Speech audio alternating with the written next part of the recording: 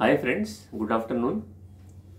Today I'll discuss a very interesting case and वो remedy तक मैं कैसा पहुंचा and how did I prescribe that remedy.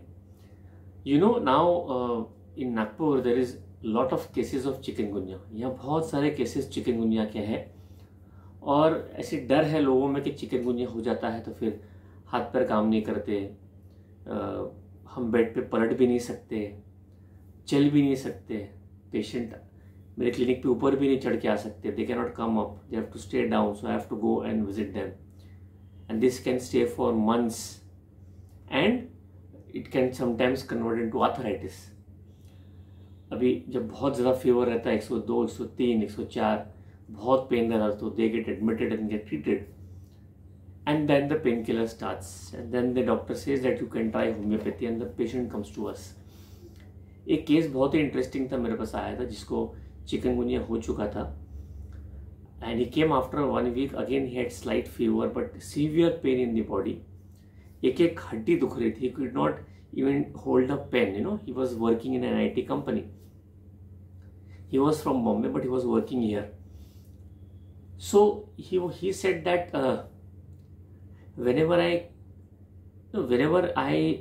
have fever, I have pain, मेरे को इतना गुस्सा आता है, मेरे को इतना गुस्सा आता है कि मैं इतना ज़्यादा हेल्थ कॉन्शियस हूँ, मैंने सब मॉस्किटो रिपेलेंट यूज़ किया, सब किया, फिर भी मुझे बीमारी हो गई और इतना गुस्सा आता है, फिर मैं सोचते सोचते थक जाता हूँ कि मेरे को ऐसा क्यों हुआ है.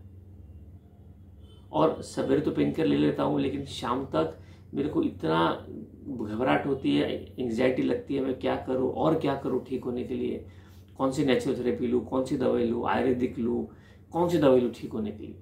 He was continuous in dilemma but nothing was working. और इतना सोचने के बाद कि मेरे साथ में ऐसा क्यों हो गया, इतना सोचता हूँ पूरा मुझे पसीना आता है, मेरा फेस पूरा पसीने से भर जाता है. फिर मैंने पूछा और कुछ आपके बारे में बताइए. तो बोलता है मुझे सर मेरे सपने में मेरी मम्मी दिखती है. I said why? कहा नहीं, मुझे हमारे टाइम पे जब उस कुछ साल पहले जब कोरोना हुआ था तब मेरी मम्मी कोरोना में चली गई थी और मुझे ये डर लगता रहता है कि अभी चिकनगुनिया मुझे हुआ है और मैंने इतनी एहतियात बरती, I have done so much but still how did I get chikungunya. और अब शायद मुझे लगता है कि अभी मेरा भी टाइम आ गया, अगर आर्थराइटिस हो गया है तो फिर तो मैं कुछ नहीं कर पाऊंगा रात को और दिन लाइफ में, और मेरा करियर पूरा स्पॉइल हो जाएगा. अब मेरे लाइफ में कुछ बचा नहीं है तो मैं आजकल लोगों से बातें भी नहीं करता, लगता बस अब हो गया मेरा.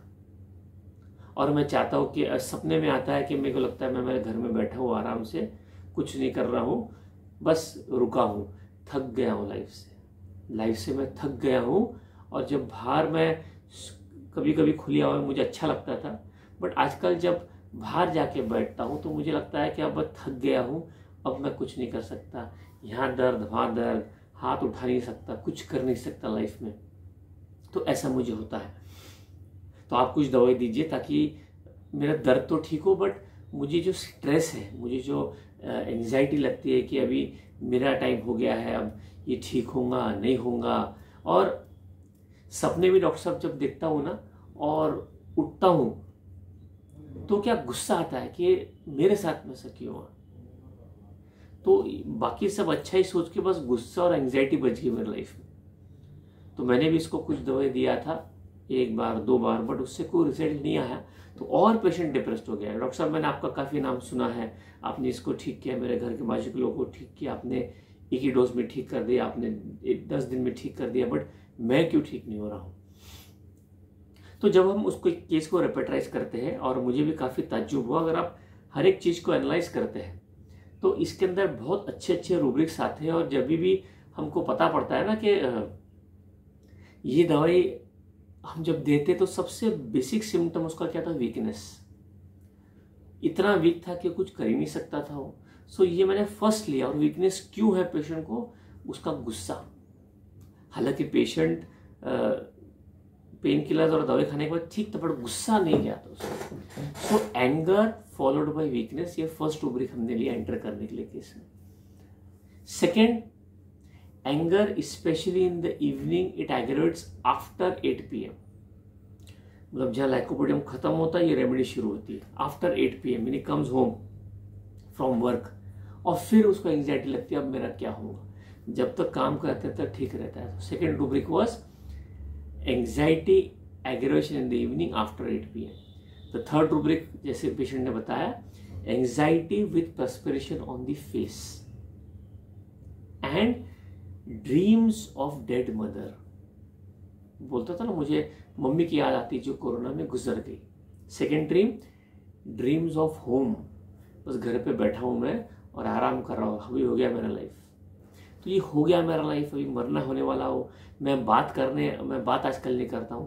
तो एक रूब्रिक है, talk indispose to die as if he would, talk indispose to die as if he would. और एक सिम्टम है weary of life in open air, मैं थक गया हूं, that is weary of life. एक सिम्टम और अगर ऐड कर दे, एंगर ड्रीम्स आफ्टर, मैं सपना देखने के बाद खुश होना चाहिए, मुझे बहुत गुस्सा आता है कि मेरे साथ में ऐसा क्यों हुआ।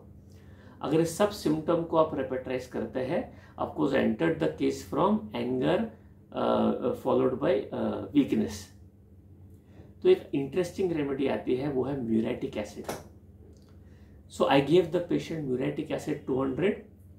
After 3 days he came, he said he is much better. So I again prescribed for 3 days SL. Then after 3 days again I repeated muriatic acid. Now 2 months are over. The patient said that I can not only walk now, I can run and jump also, and he has taken no other medicines for this pain and fever. So muriatic acid 200. I think I prescribed 3 doses in 2 months and the patient is much better with this medicine. This is the importance of understanding the case and then prescribing depending on the repertory chart and how to enter the case. The primary rubric which you take for prescription, जो आप rubric लेते हैं prescription के लिए, बहुत important है दोस्तों। तो muriatic acid 200 has treated the case very well. So my dear friends, this is all for today, and if you like this video, do share and subscribe. Thank you.